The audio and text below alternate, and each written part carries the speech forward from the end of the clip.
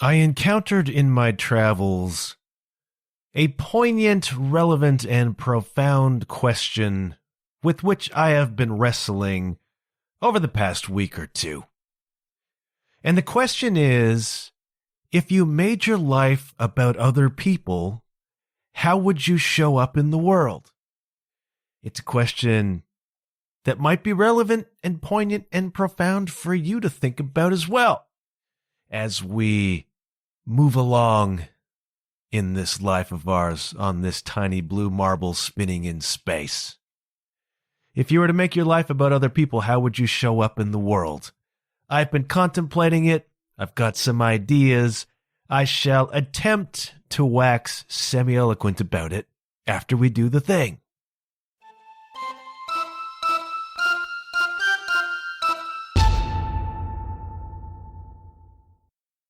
What I've come to realize about myself is that in my heart of hearts, I think I'm an encourager.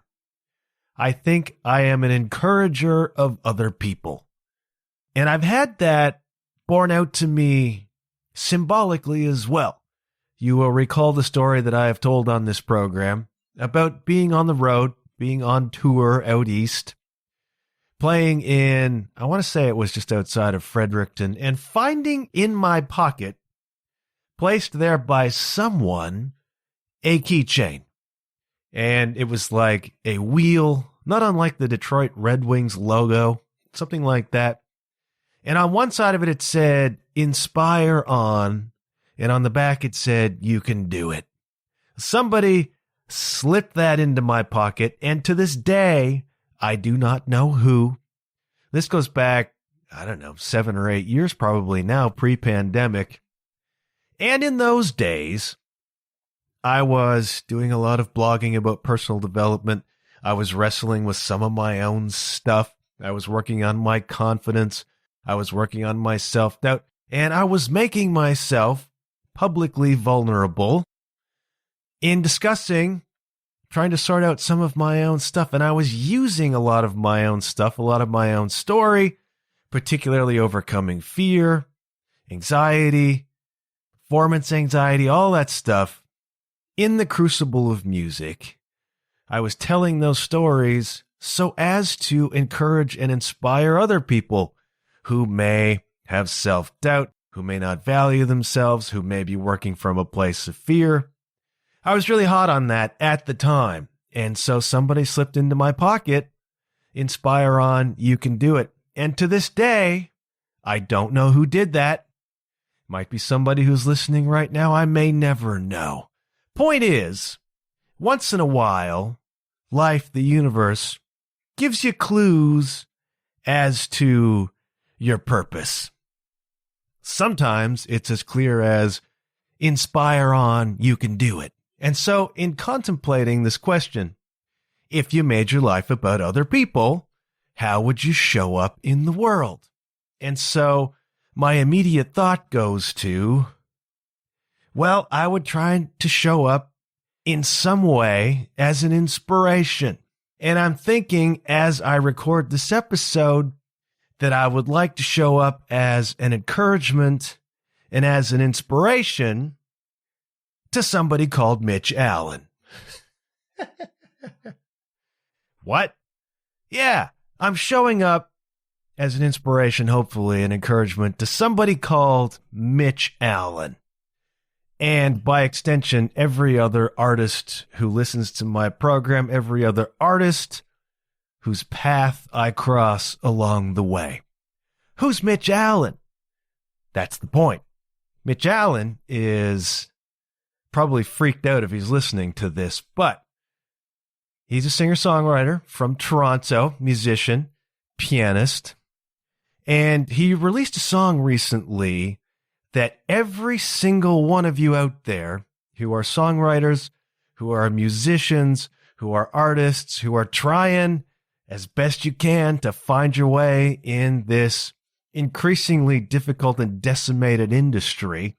I play with a lot of those people, and I am one myself, and I get it.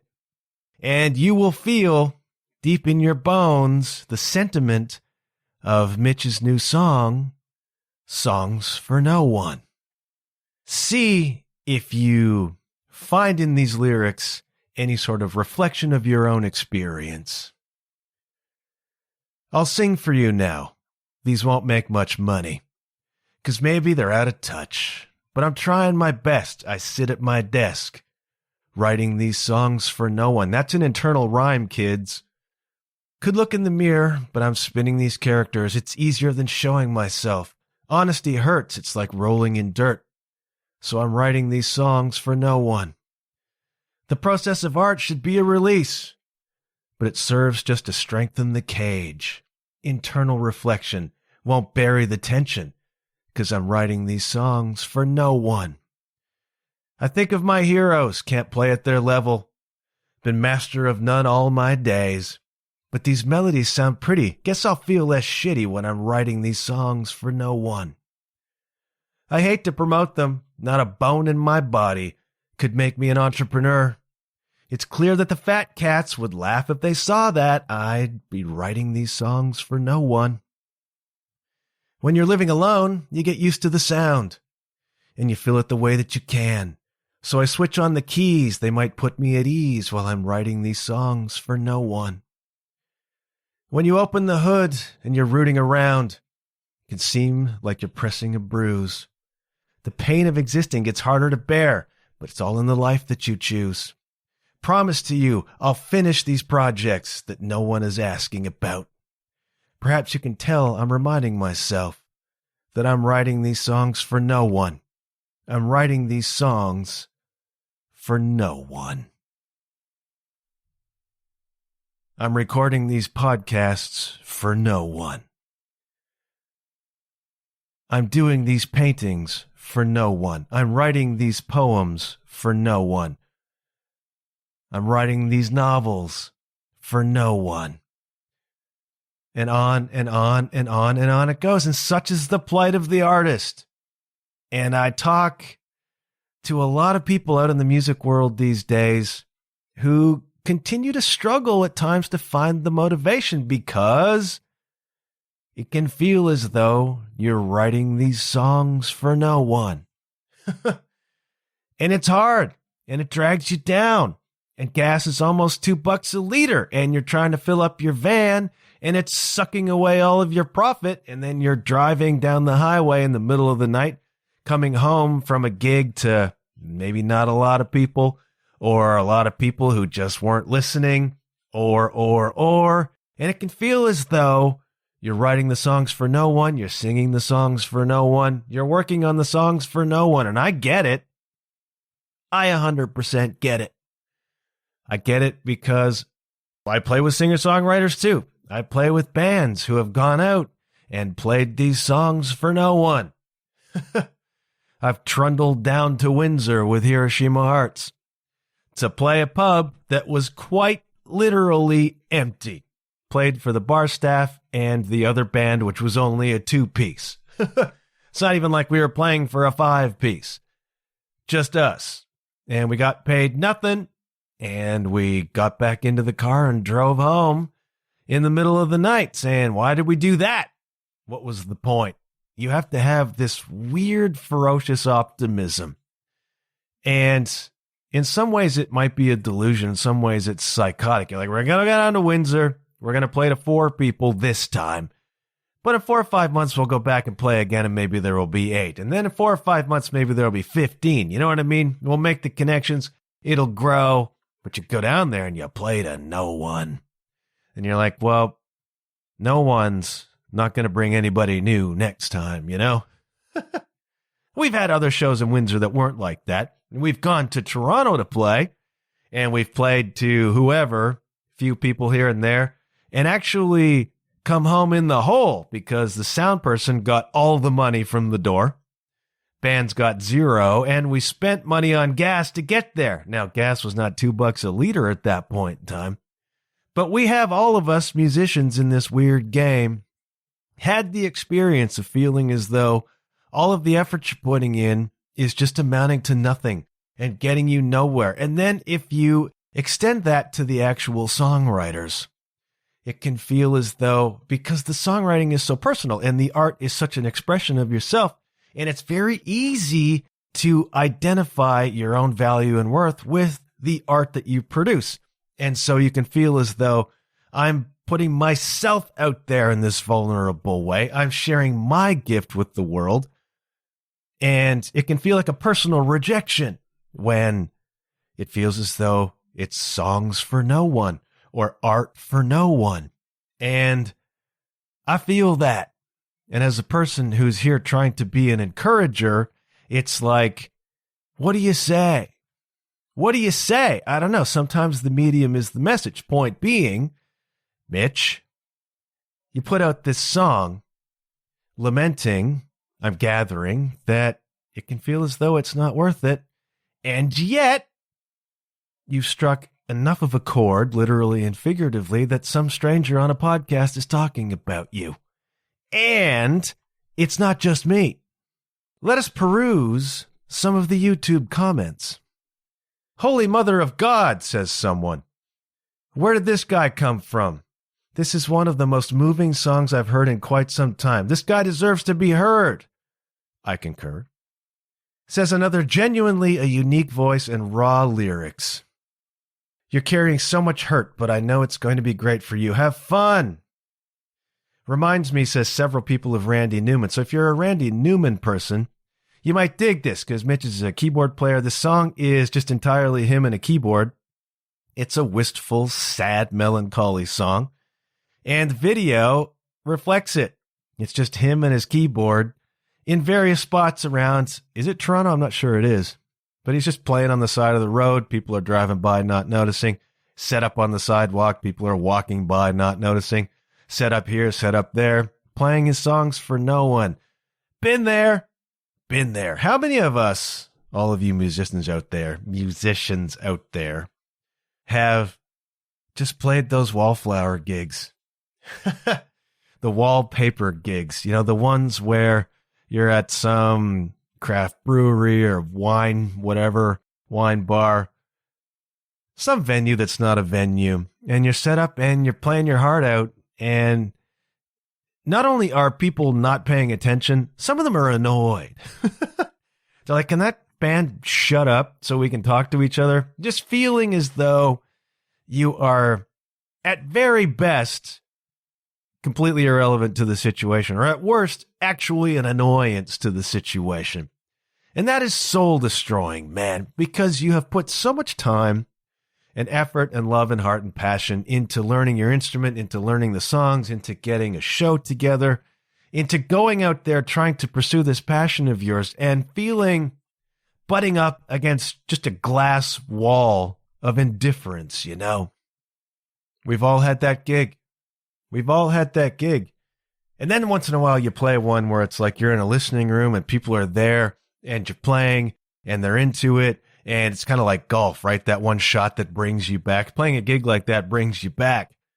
And then it's like doubly hard the next time you play a wallpaper gig because it's like you had this experience and then it's like, it's gone. So I feel you, Mitch. I feel it. I get it. And this is a really good song. I'm reluctant to put that kind of value judgment on anybody's art. It's not for me to say whether it's good or bad. I will say, I like this song. I enjoy this song. It's genuinely moving.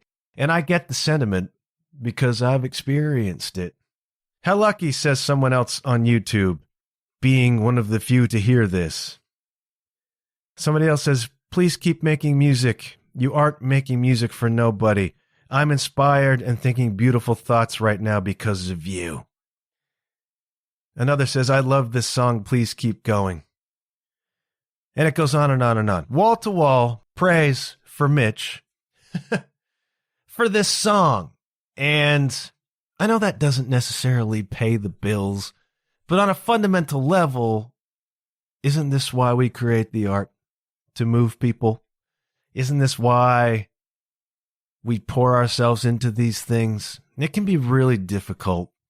It can be so hard at times to continue going, to continue creating, to continue putting yourself out there in the way that Mitch does, other singer-songwriters I work with do, in the way that I do, trying to make this podcast every week and trying to do it well, trying to do it responsibly, and then just not finding an audience. This is the eternal struggle for me on this program.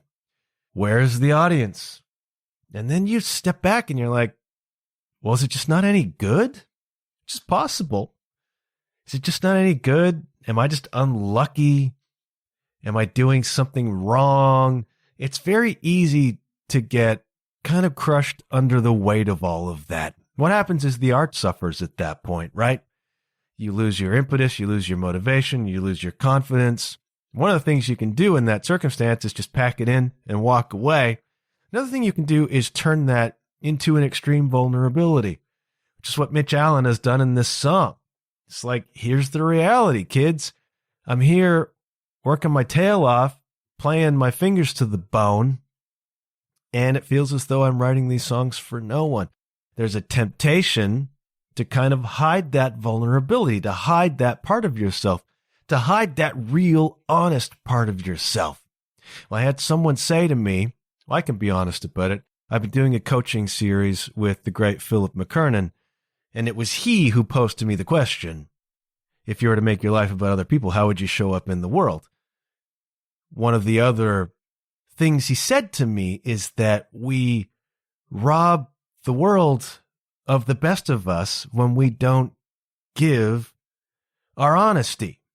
I'm paraphrasing, right? But I think Mitch may find that in releasing this song that expresses his disappointment, his discouragement, expresses his vulnerability, that you can tell already he's struck a nerve with that. And I suspect will continue to strike a nerve with that. This song will probably move the needle for him. I hope it does. And that as well is an illustration. That should be an inspiration to the rest of you. We have this tendency and temptation, especially in the modern social media world, to put forth this very polished, somewhat deceptive picture of how things actually are, of the brand, as it were, right? And so it can be difficult, I would suspect, to write a song or create a piece of art that is as vulnerable as this, that says, look, I'm trying real hard and it's not working and I'm struggling and I'm sad and I'm upset about it. That's not supposed to be the image we put forth, right? So we put forth this kind of faux image, this kind of fake representation, this representative that we put out into the world that suggests everything's going great. Deep inside, we're dying. Behind the scenes, we're floundering. And I think, especially as we move increasingly into this fake, weird AI slop world, that kind of vulnerability is exactly what people are going to crave. I think a lot of people are wildly confused and unsettled by the modern world. Just a hunch. Up is down, left is right. What we see happening politically is completely ass backwards and upside down. And we don't know what is real anymore. We don't know what to believe anymore. Increasingly, so much of what we encounter and experience in the world is fake, or we don't know if it's real. We don't know how much of it's real. We don't know who's lying. It feels like everybody is. We don't know, a lot of us, what to put our faith in anymore. And I think the ultimate thing that we can put our faith in is our collective shared humanity. I know that's an ambitious statement. I don't 100% believe it all the time myself, but what else are we going to hold on to beyond our humanity? And so it feels to me that as the world becomes more fake, digital, fabricated, deceptive, that this sort of vulnerable, quiet human expression is exactly what we will all crave and perhaps are already. And so it's a great marketing strategy, Mitch. I'm teasing. I'm a kidder. I think he'll probably find that this song moves the needle for him. Ironically, because now I haven't listened to his other songs. Maybe they are equally vulnerable. Maybe they are equally honest. I don't know. But I can see genuinely the appreciation in the YouTube comments for this very raw, honest, real statement. I'm doing this, I'm pouring my heart into it, and it hurts me that it doesn't seem to be finding an audience. I feel the same way a lot of the time about this podcast. Why do I do it? And I have had to go back recently and really check myself on why do I do this? It's a fair question. And it's going to require further reckoning. One of the reasons I'm in this coaching program with Philip, who I've talked about numerous times on this program, is that I'm in this very interesting position right now of my contract recently ending, my marriage recently ending, the future being the great wide open in many ways, but time running out a little bit. I'm 52 years old, all right? I don't have time to do everything anymore.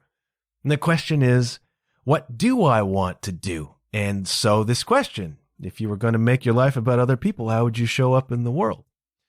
And I'm contemplating that. I'm reckoning with that. Now, what has Mitch done? Mitch has written this song that creates an allowing for other people to also express their vulnerability. A lot of people, like I said, especially in social media land, we feel this pressure to present as perfect. We feel this pressure to present as impressive, as though things are going terrifically, even when they're not. And the problem that we run into is when we live our lives pretending publicly that things are okay when they're not, you wind up with my episode a few weeks ago about my friend who took his own life.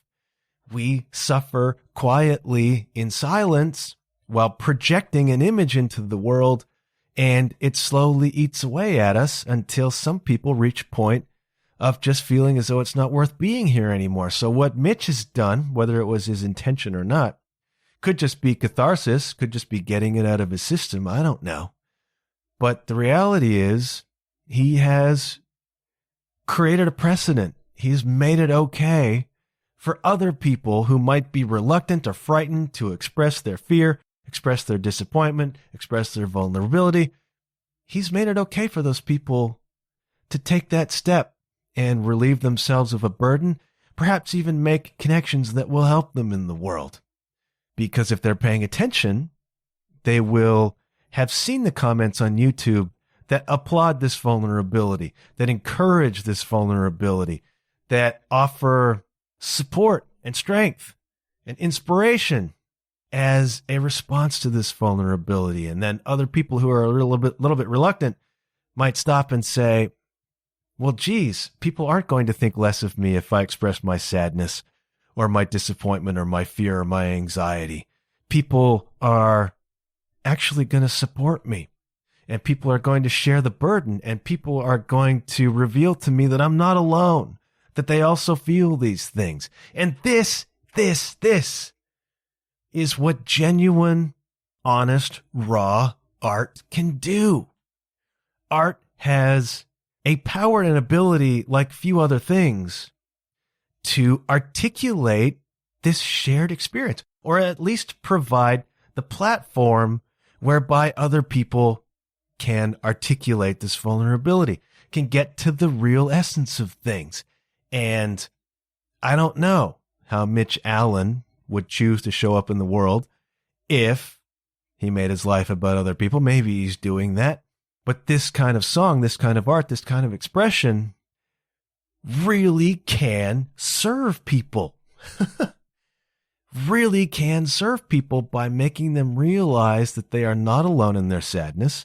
They are not alone in their disappointment, and they don't have to be afraid to express it.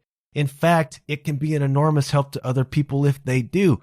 And one of the things I found in my maturity is that serving other people is an enormous lift if you're depressed, is an enormous lift if you have anxiety.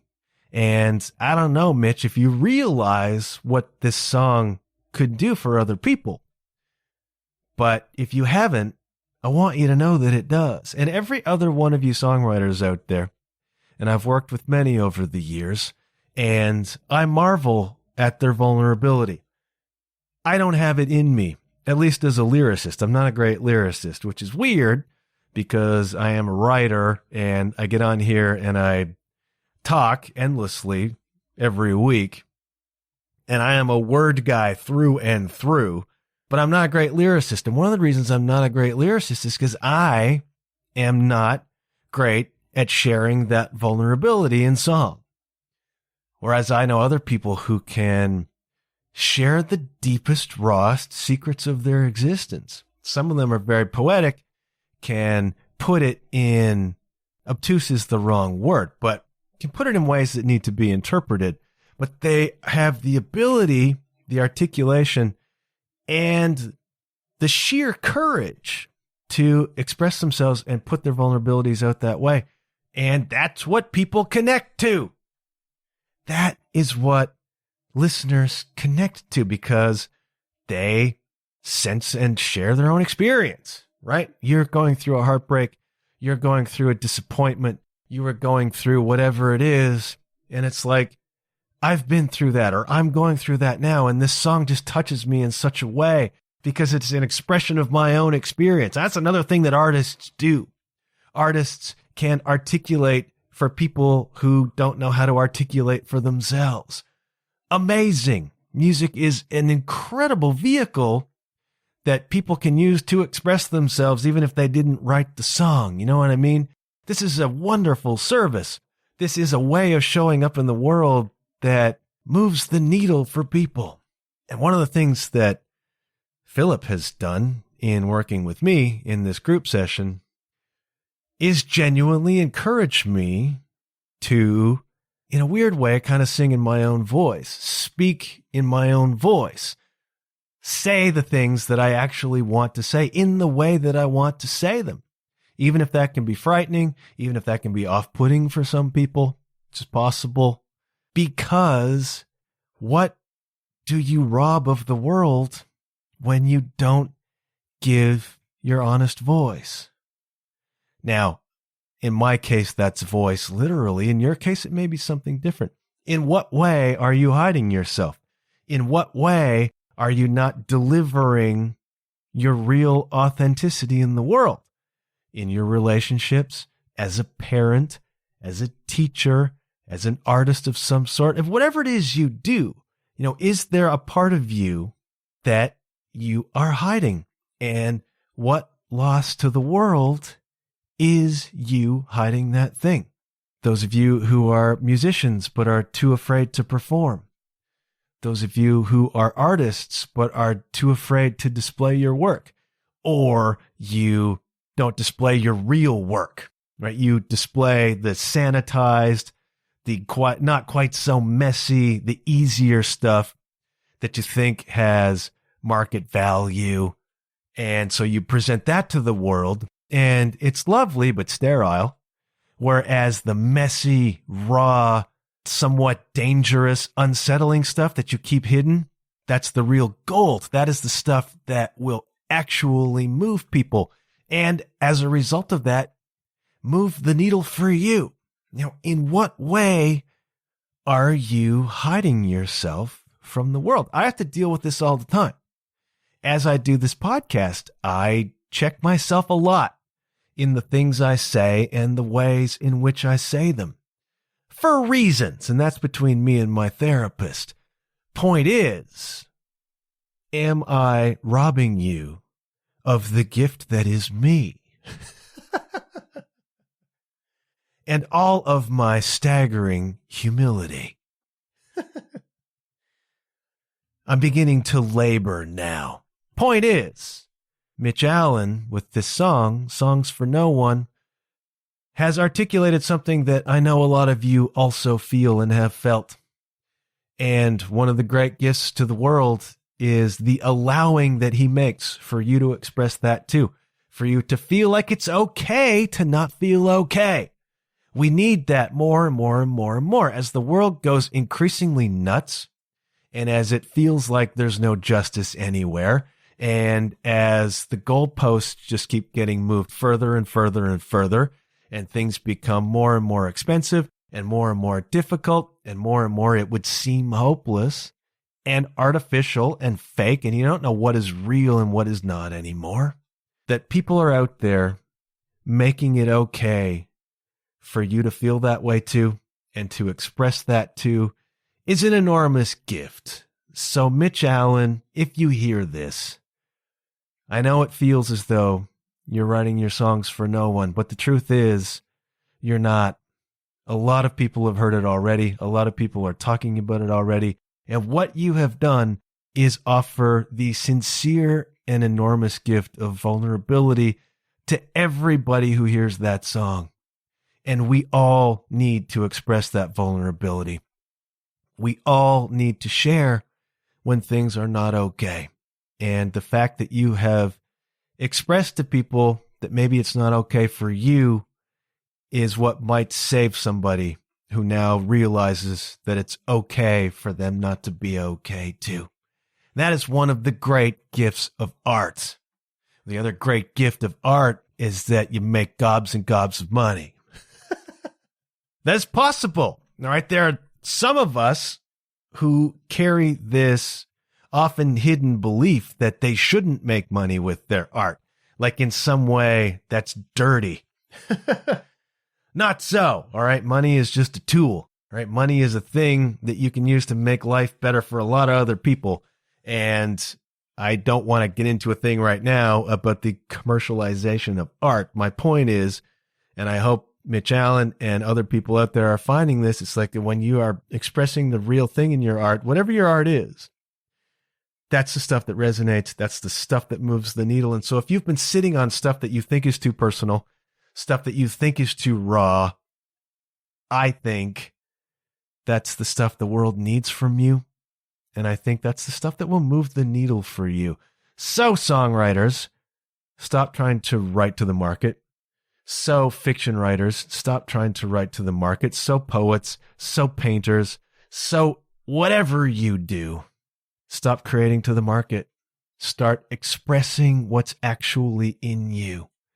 No matter how dirty, dirty I mean messy, raw, difficult, vulnerable that may be, because that's the true essence of art. That is what resonates with people. That is what moves the needle.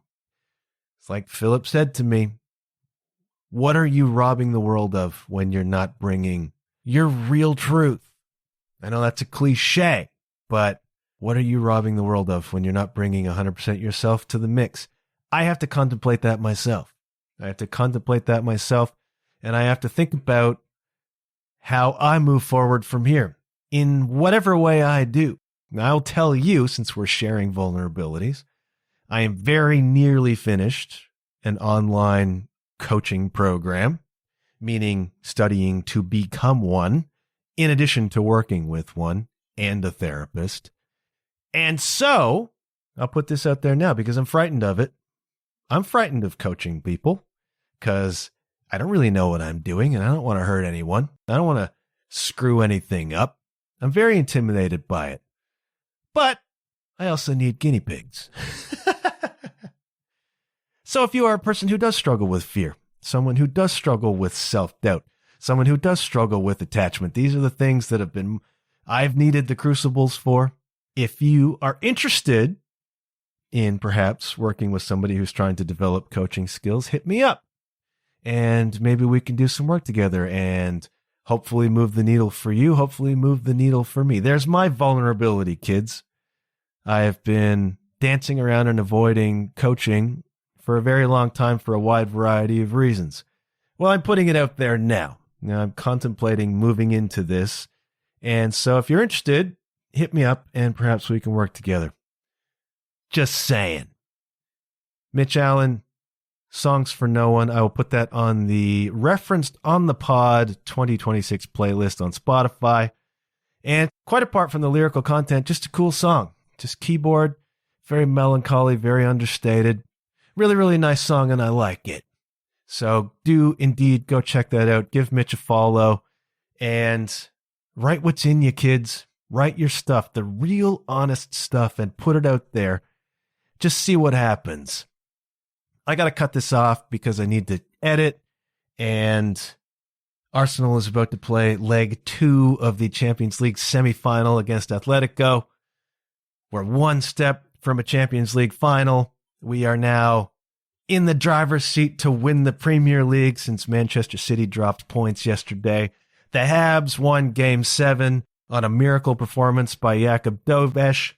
We're going into round 2. These are heady times for this particular sports fan, kids, and I am lapping it all up. And wouldn't it be great to see 3 championships delivered? 2 Arsenals and 1 Habs. I'm not counting on any of that, but 1 out of 3 would be just swell. Before I sign off, I offer my sincere and delighted congratulations to our old friend Kay Howell and Kay's new wife, Angelica. They were married in Copenhagen or thereabouts just today before I recorded this, and there was a moment where I was going to be able to go to that, and then it didn't quite happen.